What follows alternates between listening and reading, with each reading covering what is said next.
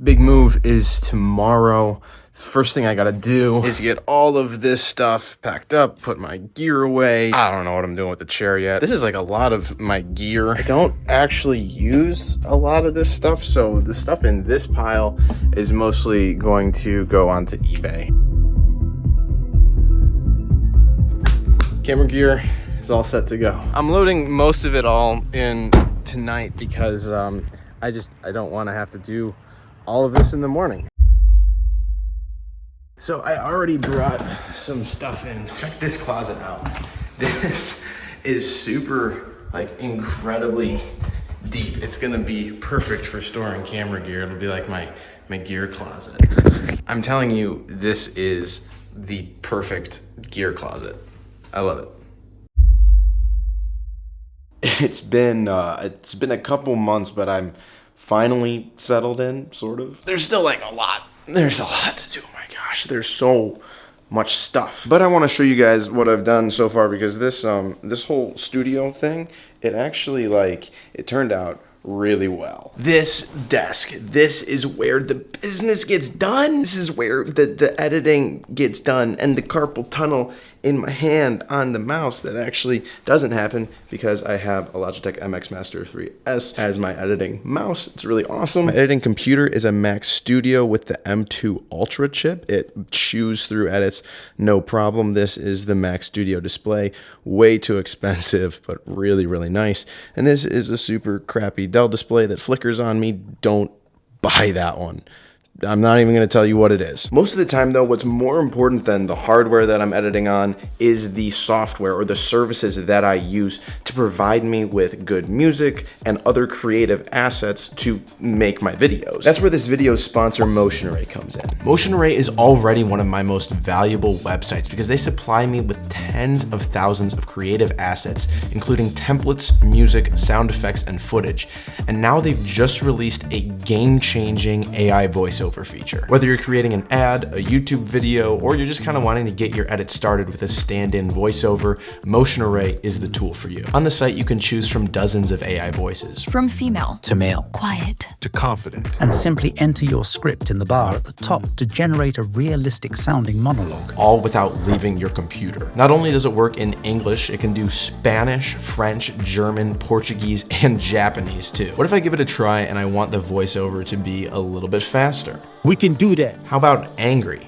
We can do that too. It works so well, and the interface is also just super streamlined, so it's a joy to use. The best part is all of these voiceovers are covered by Motion Array's licensing, which means that you can use these in your own personal projects as well as client work. Check it out for yourself. I have a link down in the description below. I'm sure you won't be disappointed. These things sound incredible. They're just so natural. It's amazing what sites like Motion Array are able to do nowadays.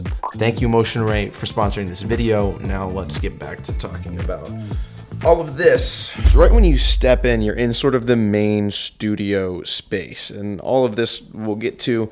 And then we've got the kitchen that could use more space, but I just kind of try to keep it looking nice. Because sort of the whole idea of this space in general is I wanted to have the ability to just shoot in any angle and have it look good. That includes this angle, this angle, this angle, and this angle where you can actually see the kitchen in the background. So it's gotta look okay. The next most important thing after being able to shoot at basically any angle in the studio space is having some separation between my working space here and my living space back there. Obviously, I'm not gonna have that with the kitchen over here, but over here, it's possible. And there's a couple of reasons why I found this to be so important. Firstly, I didn't want people to see my whole bedroom area in the background of my videos because it really wouldn't fit the vibe. Also, being able to see a bed myself when I'm sitting here editing and probably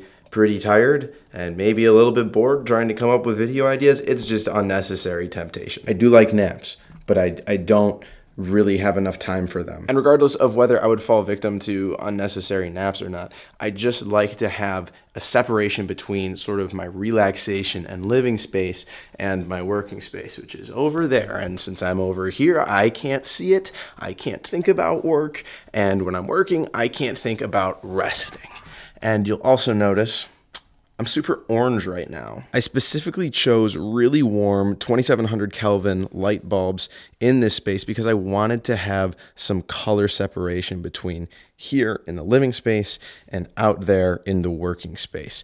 Color is a really good way to distinguish areas in your home as well as, anything that you're shooting.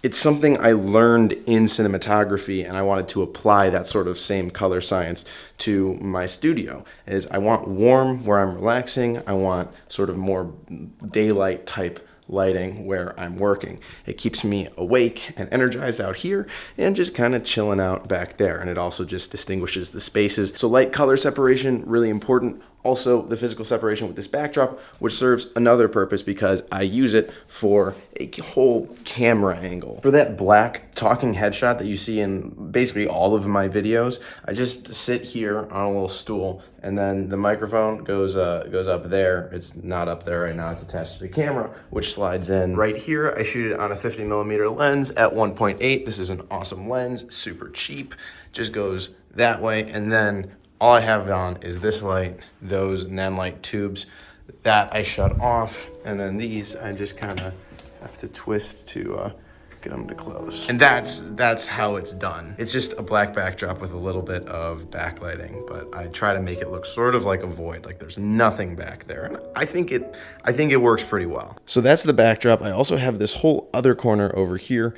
which is gonna be the plant corner. For now, I've just got this little, I think it's called a yucca plant over there, and it's cool, but it needs some friends, and I need some more foliage because I would love to do B-roll with like plants in the background. I think that'd be cool. I haven't seen that. Everybody does like the neon lights. Nobody's doing like plants. Sometimes people ask me about like how I come up with video ideas or just my process for planning out videos. It's pretty simple. I've got a whiteboard that I stuck some magnets to on the back so that it can attach to my desk. And I kind of just write stuff down on the whiteboard. 10:20, that's what I'm filming right now. I already did next week's video, and I just kind of like to cross them off. It's the physical thing that I really like about this. Having it just there as a tactile way to write things down is just so much more substantial to me than if I was to like make a note on my computer. So this is totally the way to go.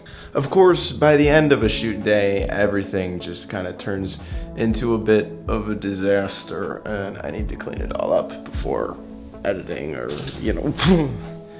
and I trip over stuff. I kind of, even with the added space, I trip over stuff a lot. Overall, I'm pretty happy with it.